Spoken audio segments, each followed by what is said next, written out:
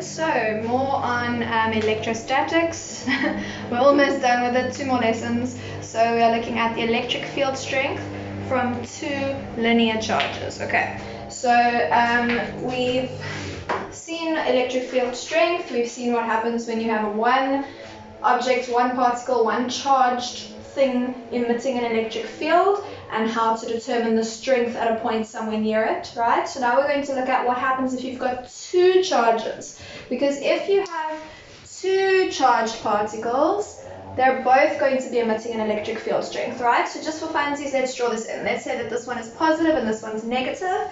That means that the electric field is going to be going from this one, we're going to have it radiating outwards, okay? And from this one, we're going to have it radiating inwards, right? Remember, if it's negative, the electric field moves towards the charge. If it's positive, it moves away from the charge. And then in addition, we're actually going to have this scenario. And what's actually going to happen, as you've seen the diagram, is the fields sort of join together, moving from the positive to the negative. Which means now if we put a point charge somewhere over here, it will be very different to what would happen if this charge didn't exist. If this charge didn't exist, then this line would be going straight up, and it would be weaker, because remember, the closer the lines are, that indicates a stronger electric field. So the existence of this charge pulls this electric field towards it, which actually causes the strength of the electric field at this point to be stronger. Just in this scenario, if one is positive and one is negative. If they were both positive or both negative, it would be slightly different. But my point in drawing this is to show you that having a second charge will affect the electric field at a specific point. Now, today we're only going to be looking at the scenario where we have 2 point charges, okay? And we're interested in the electric field strength somewhere in the same straight line. Okay, so we're not going to talk about what it is there or there or there, okay? That's not what we're doing today. Today we're only going to look at what is the electric field strength somewhere on the same line that my 2 charges are in. So somewhere over here, or maybe between the charges, or maybe over here to the left of the charges. Okay, so we're looking today at the linear scenario. If you have 2 charges, and we want to know what the electric field strength is somewhere within that same line. I think in maths you call it like collinear or something, if we had 3 collinear points. Okay, so the way that we do this is actually it's basically identical to the way that we dealt with Coulomb's law when we had, oh no, I've just exited it, sorry. It's basically the same way as we dealt with when we had Coulomb's law with 3 charges in a straight line. Okay, very similar to that. Sorry, I just want to pull this back up again so I can do the same example as was in here. Okay, so how to set up your answer.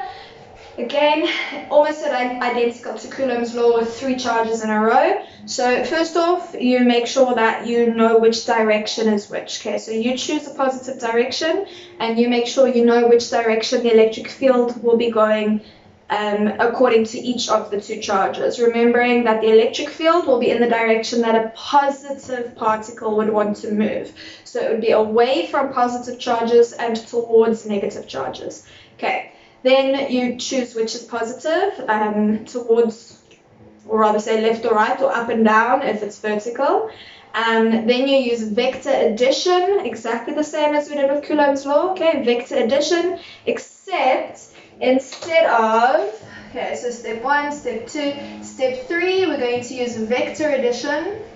But now, where with Coulomb's law, we expanded it so that F net was the sum of the forces. We're not looking at force anymore, we're looking at electric field strength. So we'd say E net is equal to the vector sum of the electric fields, which is equal to the vector sum of KQ over R squared. Okay, let's just fill in steps 1 and 2 here. Step 1 is determine the direction from each charge.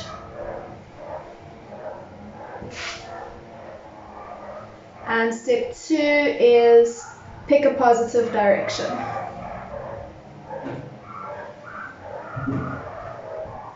Okay, so when you've picked your positive and your negative direction, that will influence how you expand this, if you're adding your terms or subtracting your terms. Okay, step 4, you sub, and step 5, you solve. Remembering when you do the substitution step that for Q, you exclude the sign of the charge. Okay, you'll exclude the sign of the charge for Q, and when you solve, remember whatever the sign of your answer is, if you've solved for electric field strength, the sign of your answer will dictate the direction. Okay, will dictate the direction. Yeah, that's all I have to say about that. Okay. So almost exactly the same steps as with Coulomb's law, the only difference is the equation that we're using. Okay, instead of using Coulomb's law, we're using electric field strength calculation equation. Okay, so I'm going to pause you there. I think there are 2 examples that we did. Yep, there's 2 examples on your page, so we'll do both of those examples. And then, oops, sorry, you moved down a bit. And then it's your guys' turn. Okay guys, so here is example 1. Sorry, I've drawn a little bit wiggly. So we've got 2 charges, charge A and charge B. They're 22 centimeters apart. We know the charge on A is 4 nanocoulombs. The charge on B is negative 2 nanocoulombs. And the question wants to know, at a point X, which is 10 centimeters from A and 12 centimeters from B between the two, what will the electric field strength be there at X? Okay. So we go through the steps. We see this is an electric field strength question, not a force question, okay? And that we've got a linear scenario. We've got a straight line. So the way we do this is we first determine the direction according to each. So the electric field due to A, let's look, A is positive. At X, we would put a proton and see where that would move, right? If we put a proton here at X, it would move away from A to the right. Okay, we're going to do the same thing for B. So the electric field from B is negative. If I were to put a proton here at X, it would move towards B because that's attraction. So B, the electric field according to B, is also right. Okay, now you pick a positive direction. So I'm just stuck in my ways. I've lost my green code key. I'm stuck in my ways. I like right to be positive. Okay, so I'm just going to say let right be positive. You can choose a different one if you want to. Okay, so now what we're going to do is we are going to use vector addition to determine the net electric field at X. So E net is equal to the electric field from A and the electric field from B. Now let's see, do we plus or minus? What are we doing? So right is positive and they are both right, which means the electric field from A must be positive and the electric field from B must be positive. Okay, now we're going to expand those. So we've got E net equal to electric field from A is K charge of A over R squared, and for B it's K charge of B over R squared. Okay, now we substitute and we solve. So we don't know the electric field strength, that's what we're looking for. Okay, but we know that K is 9 times 10 to the 9. We know the charge on A is 4 nanocoulombs, so it's 4 times 10 to the minus 9. And we know the distance between them is 10 centimeters, which is 0.1 meters squared. Plus K again, 9 times 10 to the 9. Charge on B is negative 2 nanocoulombs, but you do not include the sign of the charge here, so it's just times 2 times 10 to the minus 9 over the distance between them squared. So from X to B is 12 centimeters, which is 0.12 meters, and don't forget to square. So when we stick all of that in our calculator, we find that the net electric field at X is 4,850 newtons per coulomb. Remember, that's the units for electric field. And now we look, sign of our answer is positive, which means our electric field is to the right, because I said right is positive and my answer is positive. Okay, so that's example 1, nice and easy. It's basically, I'm sure you're all thinking, man, this is exactly the same as Coulomb's law. It is almost exactly the same. The difference is in the equation that we're using. Okay, it's not the kq1, q2 over r squared, it's just kq over r squared. Okay, so I'm going to pause you there and we're going to do a second one. Okay guys, so here's our second example. We've got again two charges, A and B. The charge on A is 4 nanocoulombs, the charge on B is negative 4 nanocoulombs, and they want to determine the distance r if the net electric field strength at x is 13,500 nanocoulombs to the left. Okay, so let's have a quick look. X is over here, which is 20 centimeters away from A, and r meters away from B. Okay, so we don't know the distance between B and X, but we do know that the net electric field strength is 13,500 newtons per coulomb to the left. Now we deal with this the exact same way. We start off with determining the direction. So the electric field due to A at X, okay, A is positive. At X we would put a proton, which would be repelled from A. So at X, the electric field strength due to A would be to the right. Okay, we're going to do the same thing for B. So B is negative, which means if I put a proton here, that proton would want to go towards B. It would be attracted by B. So here, the electric field strength due to B is to the left. Okay, now we pick a positive direction. So as usual, I'm going to go with right being positive. Okay, so let right be positive.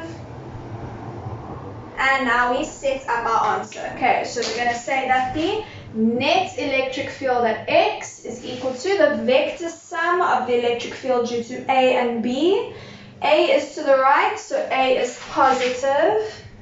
B is to the left, so we are subtracting the electric field due to B. Okay, now we're going to expand those. So E net equals KQA over R squared minus KQB over R squared. And now we can substitute in and solve. So our net electric field strength is 13,500, yes, newtons per coulomb to the left. Now I said right is positive, which means this must be negative 13,500. And we're subbing in. K is 9 times 10 to the 9. The charge on A is 4.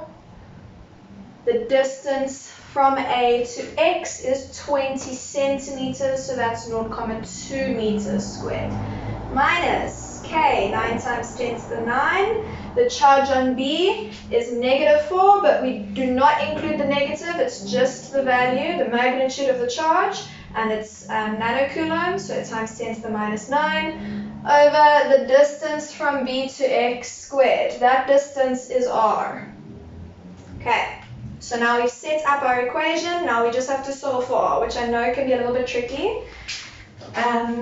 Okay, so what we're going to do is we're going to hop this over and subtract it. Okay, so we're going to have, I just want to check if it's the way I did it in the note. It is the way I did it in the note. Awesome. Okay, so if you simplify this whole fraction, hop it over and subtract it from that, you're going to have negative 14,400. Okay, so all we did was we took this, we worked it out, and then we hopped it over and minused it from that. Okay, and we get negative 14,400 is equal to, and if we work this top out over here, you'll get 36. Is it 36? It is 36. So we get negative 36 at the top there, over our denominator of R squared. Okay, now next up, we can cross multiply. I know quite a lot of you like that method best, so we put that over 1 and we cross multiply. So R squared times that is, how am I doing for vertical space? Okay, I'm alright. So R squared times that is negative 14,400 R squared 1 times negative 36 is negative 36. Okay, we divide both sides by negative 14,400 and we get r squared equals 2,5 times 10 to the negative 2. And then, as usual, when you've got a square that you don't want, you square root both sides. And we get that r is equal to, oh, my eyes are not good, 0,05 meters. Okay, so we've determined that charge B is 0,05 meters away from X, 5 centimeters basically away from X. Okay, and that's it. We've done both the examples. The exercise is, like I said, there's very few ways they can try and trick you with this. If you set up your equation, it basically doesn't matter what they ask, you'll be fine. Okay, I think the trickiest thing that they could possibly do is maybe introduce a third charge, but then that just means a third term in your equation. Okay, it just means you'll now have a QC, which means you'll have an electric field due to C as well, which means you'll have 3 charges. Okay, I think that's pretty much the scariest thing they can do here. I don't know why I say me, I'm the evil one who's going to be doing scary things. Okay, guys, so let me know if you get stuck, please. Ask for help. You've been, you were brilliant at contacting me and letting me know what was going on at the beginning. You've sort of quietened down. I don't know if that means you've gotten into the swing of things and you understand everything, or if you're in give up mode. Please do not give up. Please ask me. Okay, we can't give up. We got to try our best. We got to get through this. Okay, so please do ask if you get stuck. Let me know. I'm here to help you. I'm also losing my mind out of boredom. I would love to help you if you need it.